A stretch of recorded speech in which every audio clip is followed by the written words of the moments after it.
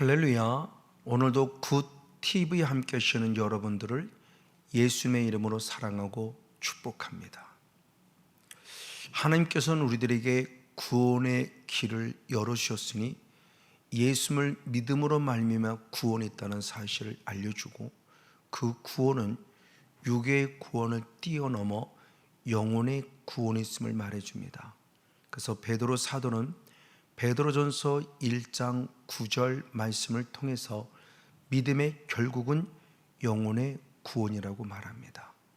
영혼의 구원입니다.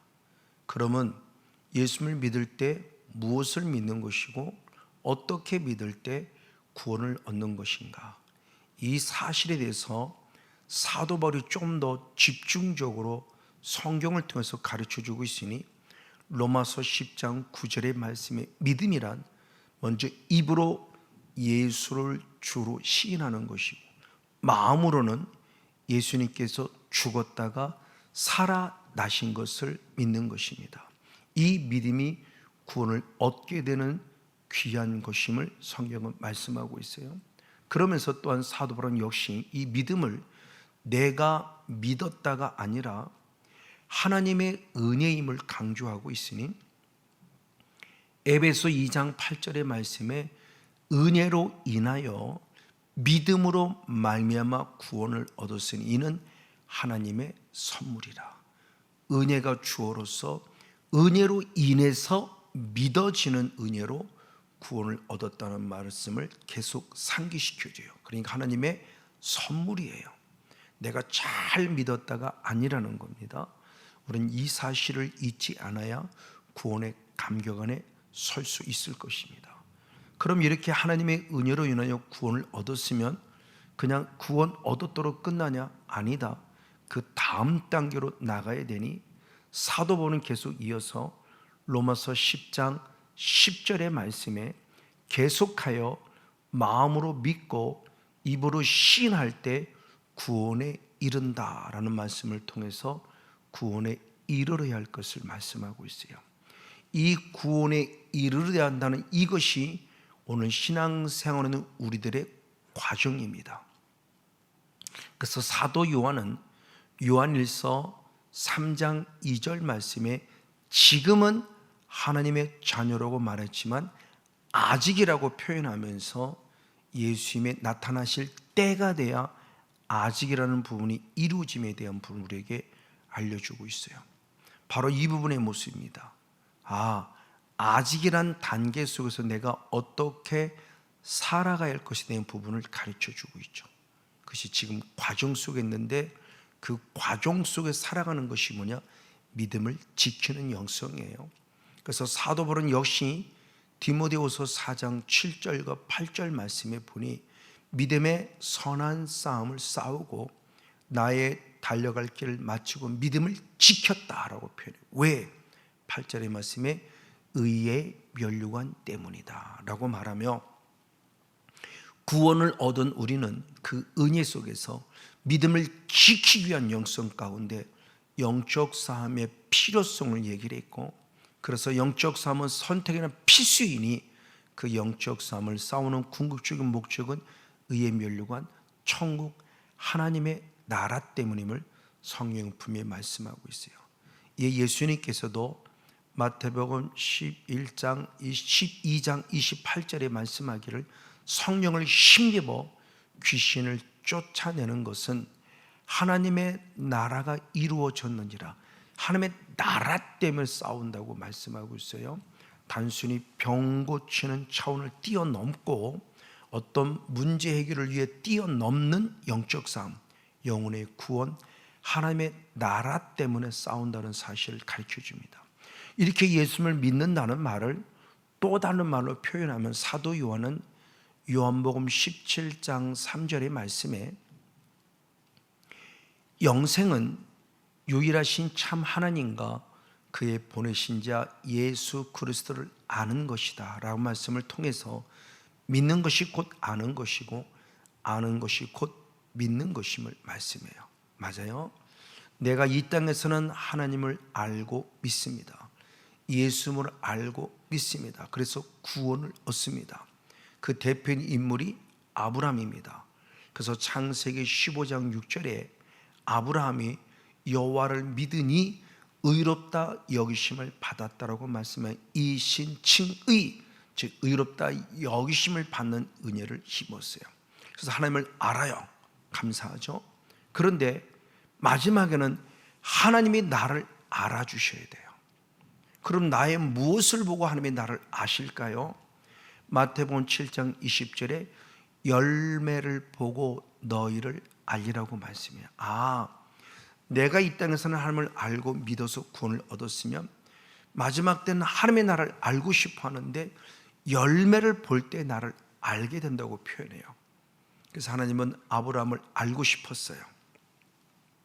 그래서 약 37년 정도가 지난 이후에 이삭을 준 이후 하나님은 창세기 22장 1절과 2절 말씀에 아브라함을 시험하십니다. 알으시려고.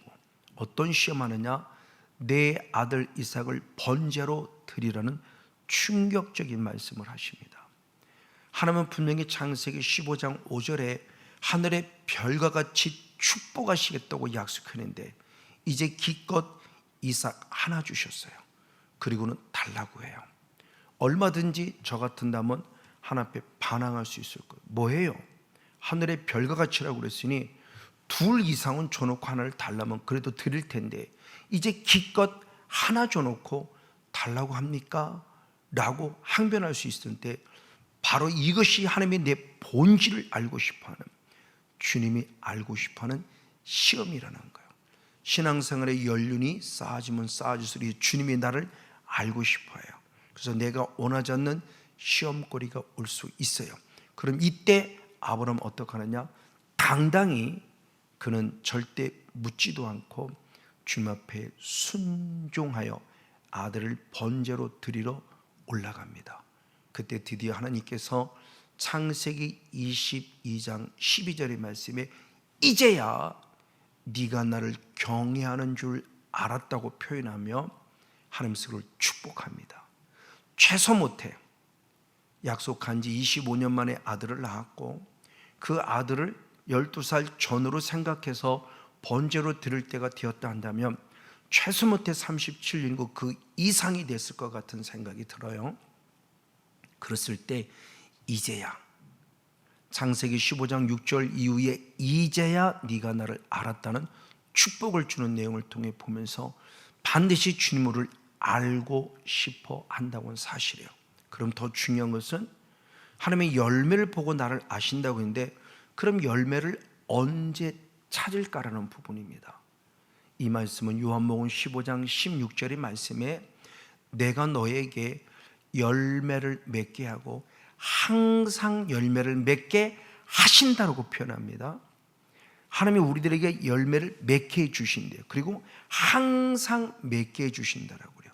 이 말을 달리 우리에게 적용시키면 주님이 나를 찾는데 항상 찾는다. 무엇을?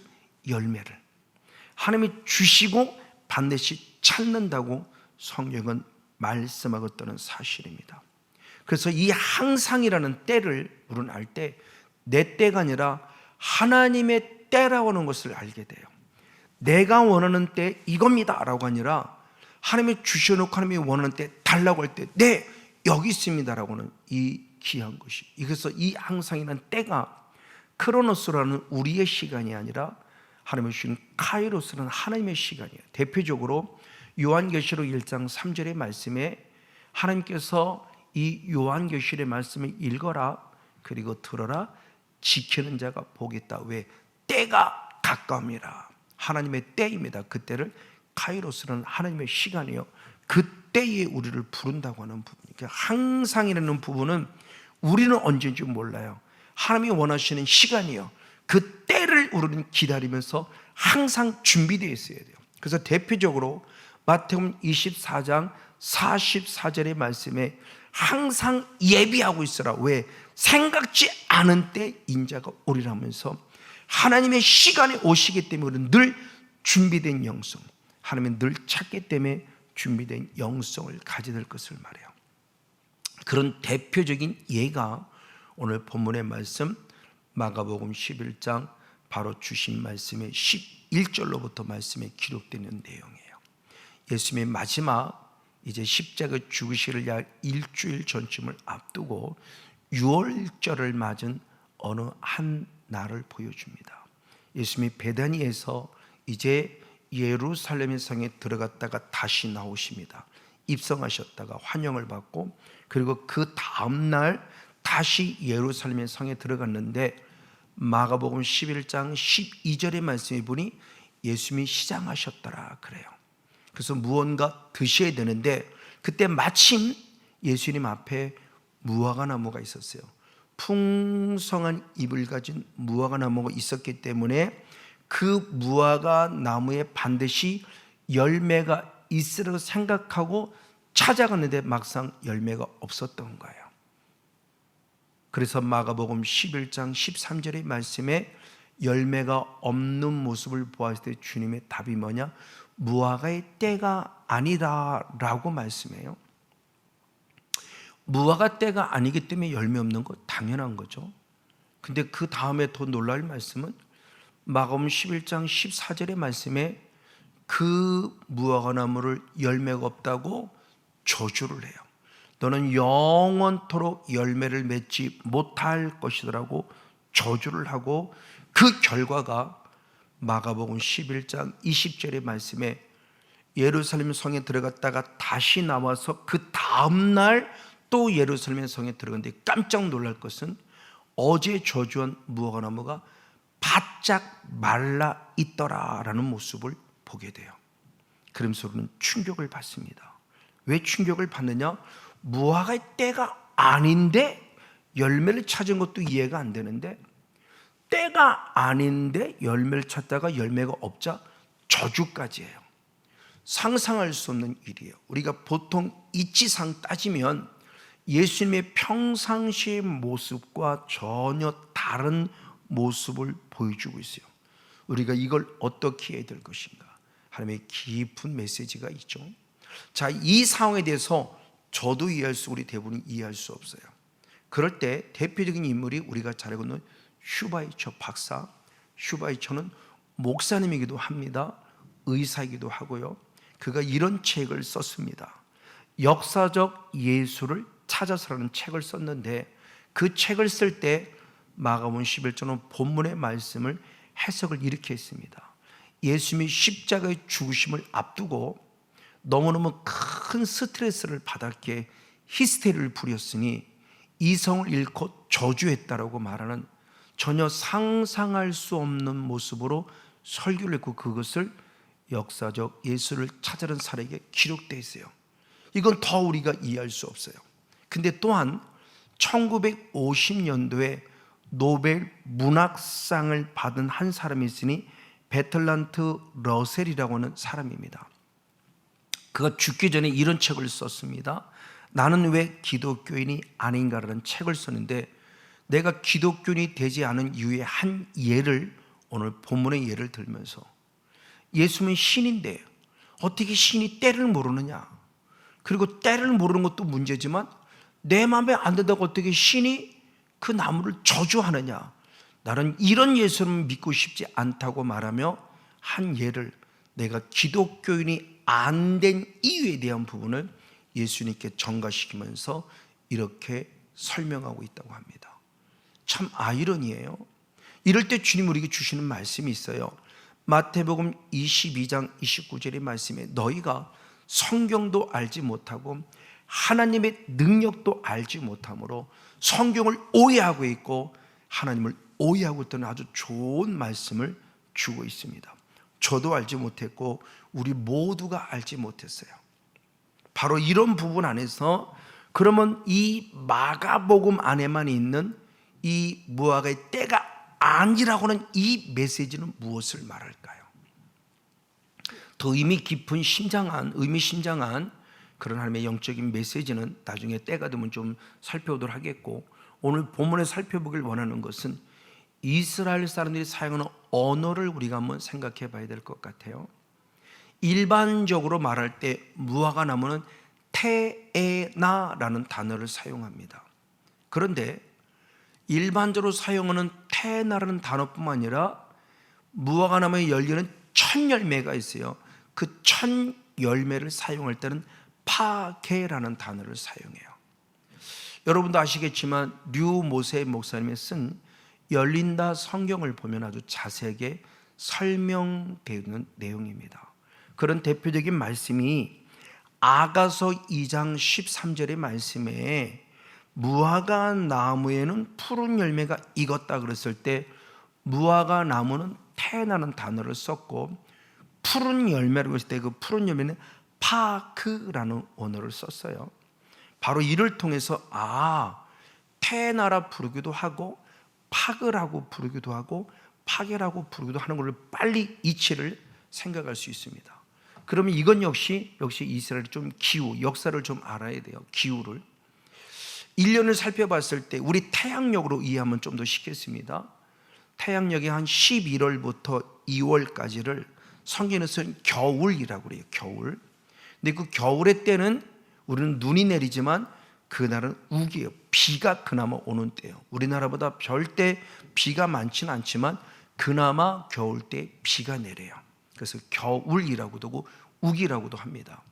그리고 우리 태양력으로 3월 달부터 바로 약 10월 달까지의 열매를 맺을 때예요. 그때 물을 충분히 겨울 내내 흡수한 무화과 나무가 3월 달 경우, 약 우리나라 말하면 3월 달 정도가 되면 그 무화과 나무 잎사귀가 무성하다는 얘기입니다. 잎사귀가 무성하면 그때 열리는 열매를 첫 열매인데 그 첫 열매를 뭐냐? 파게라고 불러요. 그리고 그 이어서 두 번째, 첫 번째 열매를 딱 따면은 바로 그 자리에서 두 번째로부터 많으면 다섯 번째까지 무화과 열매가 열린다고 해요. 그때 부르는 무화과 나무의 이름 무화과를 테에나라고 불러요. 그러니까 시작은 파게로 시작이 되는데 조금 더 좋은 열매를 맺을 때 테에나라고 하는 일반적인 모습으로 바로 우리가 호칭한다고 성경은 기록하고 이렇게 일반적으로 말을 하고 있습니다. 바로 그 모습인데 그 모습 가운데 우리가 좀 더 이해하기 쉬우려면은 하나님의 이름을 여호와라고도 합니다. 그런데 또 다른 어떤 사람들은 야훼라고도 읽어요. 자, 그건 뭐냐? 이스라엘의 고대 이스라엘 언어는 자음으로만 된 이름이 있어요. 자음으로만 됐습니다. 근데 자음으로 되다가 보니까 후대에 왔을 때 정확한 호칭이 어려워서 모음을 거기다가 씁니다. 자음은 우리나라 말은 기역, 니은, 디귿 이런 경우고 모음은 아야, 어요 같은 경우입니다. 그럴 때 어떤 사람은 이 하나님의 이름을 여호와라고 불렀기 때문에 자음을 붙여서 여호와라고도 부릅니다. 또 어떤 사람은 하나님을 야훼라고도 불렀기 때문에 모음을 붙여서 야훼라도 읽어요. 똑같은 하나님의 이름인데 그냥 모음이 없을 때 불렀던 여호와 또는 야훼, 그것이 후손들에게 이어져서 계속 모음을 붙여 여호와라도 부르고 야훼라고도 부르기도 해요. 어쨌든 이런 이름을 통해서 지금 우리들에게 가르쳐주고 있는 모습이에요. 그래서 바로 이스라엘 백성들이 무화과를 부를 때 어떤 사람은 테에나라도 불렀고 어떤 사람은 파게라도 불렀고 조금 더 구별한다면 첫 열매는 파게고 두 번째부터 익어지는 열매, 많게는 다섯 번째까지 열매를 맺을 때 그 열매를 테에나라고 부르고 있다는 것을 성경은 말씀해 줘요. 만약 우리가 좀 더 이해하기 쉽다면 한다면 한 여자가 있을 때 우리는 보통 그 여자를 여자라고 부르고 엄마라고도 불러요. 근데 조금 더 잘하면 어머니라고 부르죠. 한 송아지가 있어요. 어릴 때는 송아지라고 부르면 좀 더 잘하면 소라고 부르듯이, 그렇죠? 언어적인 표현 속에서 처음과 나중을 구별했을 때 그렇게 부르기도 한다는 것을 우리의 언어로, 우리의 사상으로 좀 이해해 본다면 파게라고 부른 이유가 그렇고 테에나라고 부른 이유가 그렇구나, 빨리 이해할 수 있을 것 같아요. 그리고 언어적인 입장으로 좀 더 들어가서 바라본다면 오늘 예수님이 예루살렘 성을 입성하기 전에 바로 거한 성이 어떤 마을이냐? 벳박의 베단이라는 마을이에요. 그래서 마가복음 11장 1절을 보면은 예루살렘에 가까이 와서 감난산 벳박에와 베다니에 이르렀다라고 표현해요. 그때 그 벳박에가 벳이라는 단어 플러스 파괴라는 단어가 이루어진 합성어예요. 벳은 집입니다. 그리고 파괴는 방금 얘기한 대로 무화과 나무의 열매예요. 무화과를 그렇게 부릅니다. 첫 열매. 그러니까 벳박에 거했다는 것은 무화과가 많은 마을에 거하셨구나, 이렇게 이해할 수 있을 거예요. 그리고 두 번째로 베다니 역시 마찬가지입니다. 벳이라고는 집입니다. 그리고 테아나라는 집이 합성어예요. 그래서 베테아나가 베다니가 된 거죠. 그래서 베다니에 거했다는 것도 역시 무화과가 많은 무화과의 마을에 거랬었구나라고 우리가 충분히 역시 이해할 수 있을 것이라는 부분입니다. 그러면서 이렇게 해서 드디어 풍성한 무화과 나무가 있는 그곳에서 마침 어느 때가 됐냐? 아까 한 대로 시장했죠. 근데 절기로는 이스라엘 절기 유월절은 절기예요. 이게 이스라엘 절기는 1월 달입니다. 유월절은 절기는 태양력은 3월 달, 4월 달이에요. 그럼 그때가 어느 때냐는 거죠. 아까 얘기대로 잎사귀가 무성할 때구나. 우기를 지나서 잎사귀가 우성할 때예요. 그 무성할 때에 드디어 생각은 당연히 첫 열매가 있을 때예요. 그래서 예수님이 시장했기 때문에 이제 나아가서 잎사귀를 열매를 구했는데 열매가 없었다는 거예요. 그래서 마가복음 11장 13절의 말씀을 세번역 성경을 통해서 보면 잎이 무성한 무화과나무를 보시고 열매가 있을까요? 찾아갔다고 그래요. 그 열매는 어떤 열매냐? 파괴란 열매죠. 당연히 잎사귀가 무성하니까 첫 열매는 파괴가 있을 걸 생각하고 찾아갔는데 그 열매가 없었던 거예요. 처음에 찾은 건 뭐냐? 주님이 말씀하는 파괴란 열매를 찾았는데 그 파괴란 열매가 없었구나라는 거죠. 그래서 아까 읽었던 아가서 2장 13절을 다시 한번 보면 무화과 나무에는 푸른 열매가, 이것들 그 푸른 열매가 파크 또는 파괴라고도 한다고 그랬죠. 그 파크라는 그 원어적인 뜻은 덜 익은, 익지 않은. 그러니까 무화과 나무에서 반드시 완벽하게 익지는 않았으나 그 푸른 열매, 파괴란 열매를 찾았던 거예요. 왜? 주님이 배가 고프시니까. 그 첫 열매 그만큼 중요하다는 거예요. 상품적인 가치는 없어요.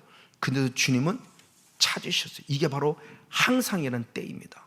그리고 다시 마가복음 11장 13절 하반절 14절로 먹으면 무화과의 때가 아님이라 그러고 저주했다고 그랬죠. 그럼 무화과의 때를 때 그 때의 모습은 어떤 원어냐? 그건 테나죠. 테나의 때는 아니다. 그래도 나는 반드시 뭐를 찾는다? 파괴라는 첫 열매를 찾는다. 조금 더 완전한 열매는 아니다. 그렇지만 나는 반드시 그걸 찾는다고 주님이 말씀하고 있다는 것을 우리는 대단히 심각한 메시지로 들어야 돼요. 하나님은 절대 완전하게 익은 걸 찾는 게 아니라 또 부족하지만 첫 열매, 맛이 없어 첫 열매를 찾는 걸 반드시 알아서 늘 이거라도 들 준비가 돼 있어요. 왜? 그것도 맺게 하신 분은 하나님이거든요. 항상 있게 하신다 그럴 때 요한복음 15장 절에 항상 맺게 하신 하나님이요. 그것도 찾게, 왜? 하나님이 맺게 하셨으니까 찾겠다는 거예요. 늘 드릴 준비가 돼야 됩니다. 그 사실의 모습에서 이사야 선자는 이사야 6장 8절 말씀에 누가 나를 갈 걸 때 주여 내가 여기 있나이다 나를 보내시옵소서라고 말하면 늘 준비된 자세로서 하나님이 원하시면 늘 드릴 준비되어 있는 그런 삶을 살았다는 것을 성경이 분명히 보여주고 있어요. 맞아요. 그래서 사도 바울은 디도서 3장 14절의 말씀 속에 열매 없는 자가 되지 않기 위해서 필요한 것을 예비하는 자가 되라고 그래요. 즉 이 말을 좀 더 바꾸면 열매를 맺기 위해서는 늘 필요한 것을 준비하는 자가 되라는 겁니다. 안 돼요, 못해요라가 아니라는 거죠. 하나님은 완벽한 걸 지금 당장 원하는 게 아니에요. 항상 주님이 열매를 주셨는데 그 항상 것은 부족할 수 있지만 그것마저 주님이 주신 거예요. 그래서 그걸 달라 할 때 드릴 준비가 돼야 합니다. 그래서 마지막 마태복음 25장 10절의 말씀에 하나님의 슬기로운 처녀에게 말할 때 예비한 자들은 함께 혼인잔치에 들어간다고 말하며 늘 기름부음이 준비된 자가 천국 백성들로서 말씀하고 있게 안 된다가 아니라 작지만 작은 이것마저 하나님께 드릴 수 있는 파괴를 통해서 영광 돌리는 성령 충만한 축복의 주인공 우리 모두가 되어지기를 예수님의 이름으로 사랑하고 축복하고 축원을 드립니다.